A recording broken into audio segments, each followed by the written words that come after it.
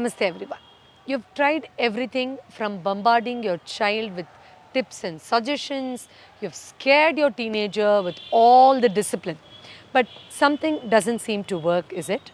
Today I'm going to share with you two effective methods through which you can definitely help your teenager not just have a deeper, profound relationship with you or with the family, but also see a massive shift in the personality without having to instruct anything much to the teenager. Wondering how this is possible? Yes, there is a way out. But for this, you will have to believe in the sciences of the inner world. My dear parents, first understand that there is always a deeper connection that you share with your child. Beyond words, beyond actions, beyond all the amenities and facilities that you're providing to your child, there's a heart to heart and mind to mind connection that you share, isn't it? Yes, we do. With that very same connection, we can pass immense message, give suggestions, or accommodate changes, and also see a massive shift in the personality of the teenager who's throwing continuous tantrums at home. Well, the first one probably a little difficult for most of them to understand, but I've seen thousands of people follow this and see a massive shift in not just the personality of the teenager, but the whole positive vibes in the house has got uplifted. That is by changing your own self. Yes, my dear parents, the shift has to happen first within you. Now, pull out a paper and jot down all those points that is terribly irritating you and annoying you about your teenager. It could be probably not listening to you while some guests arrive and the child is not willing to see them, or screaming and yelling, probably irritating elders at home, wasting money, or probably coming late in the night from parties or whatever. Make a list of all that. Now, beside that, jot down the frustration, the feeling, the exact negative emotion that's coming out when you are going through all this. It could be anger, irritation, it could be sometimes resentment. You like, I am going to teach you a lesson. Or it could be deep emotional pain, worry, sadness, depression, or just a bunch of negative thoughts. So make a note of all these feelings that you're going through as the child is throwing tantrums at you. Now, when you make this list, sit down with yourself every day for at least 5 to 10 minutes and try to release those negative emotions from your own system. Now, when I say try to release that from your own self, I want you to do a deep self-introspection.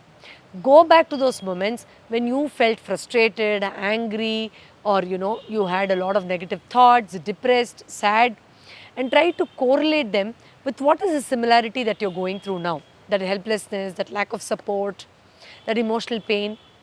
Try to forgive yourself, forgive every other situation or every other person associated with the past, and try to inculcate divine qualities, positive qualities that you want to experience with that child right now. For instance, if your teenager is all disciplined, listening to you, throwing no tantrums, best kid ever, what are the divine qualities that you'll experience? Happiness, joy, excitement, bliss, feeling of achieving something, isn't it? Yes. So try to just feel those feelings, either make it or fake it. Sometimes you don't just feel like experiencing a positive thought without a real incidence. So you just have to fool the brain by imagining that you're experiencing this good feeling, and try to make a genuine effort to inculcate those qualities at a deeper level in you. It could be patience, listening skills, endurance, deeper expression, so on and so forth. Well, by inculcating these qualities, the light is anyway going to reflect. No matter how dark the mindset of the teenager is, the minute you turn on the light, create that spark, it's going to now shower that light onto the whole space, not just to the teenager, but the whole family. This will have a beautiful relationship of light, of deeper understanding, of compassion and love. Yes, it is possible. When we make change within ourselves, the reflection always comes on the child. So make a list of all those tantrums, make a list of all those divine qualities that you want to see in the child, make a list of qualities or experiences that you want to experience as a parent, and try to put them into your subconscious through regular meditation practices. With this, you will not just see a massive shift in the behavioral pattern of the child, but you will also be proud that the child indirectly gave you an opportunity to work on yourself. Yes, as parents, we know that we evolve from the day one of being a parent, isn't it? And sometimes we feel that this little child is our teacher in real. This is exactly the trick that you can follow here as well. There's another superb second tip that you can follow. Whenever the child is around, try to praise the child, not directly, but to a friend of yours, a neighbor, or just ring to your cousin and say good things and things that you believe will change in the teenager. Now, when the child understands that the parent has confidence and has good opinion about him or her, it becomes easier for the child to shed the ego and accommodate those changes. For instance, when the child is around, let's assume that you ring your cousin and start saying, I am one of the luckiest parents on earth. You should see the way my child balances studies and extracurricular activities and also give time to us. His conversations are so smooth. I feel that compassion and care coming out from him whenever he's talking to his father and so on and so forth.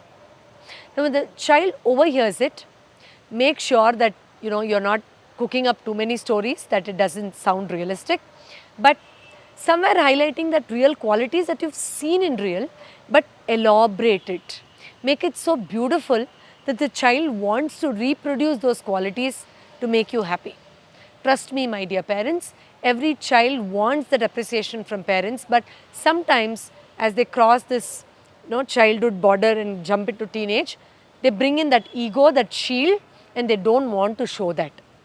But if you are seen appreciating the child in front of others especially, there can be a huge shift.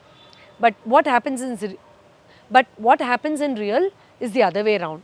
We often throw complaints to our neighbors, to our relatives, or whoever comes home saying, oh, your child is so good, look at mine, so on and so forth, creating more frustration in the teenager and never wanting to change. Willingness to change at this age, at this critical age, can only come if you have a lot of sweet words, sweet environment, and positive vibes surrounded in the house. Try this and let me know how this worked for you. Next time, I'll meet you again with another useful tip on drugless therapy. Until then, do take care of yourself. Thank you so much for watching. Namaste.